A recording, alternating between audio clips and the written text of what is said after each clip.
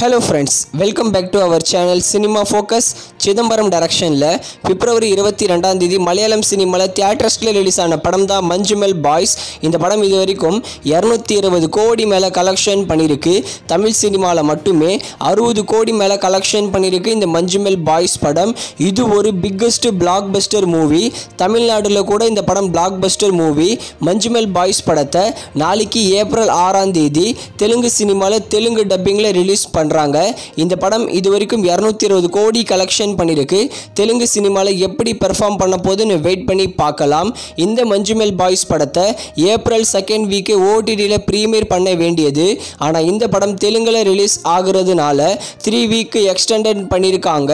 Mostly வர April 26ஆம் தேதி இந்த மஞ்சுமெல் பாய்ஸ் படத்தை ஓடிடில பிரீமியர் பண்ணுவாங்க டிஸ்னி பிளஸ் ஹாட்ஸ்டார்ல.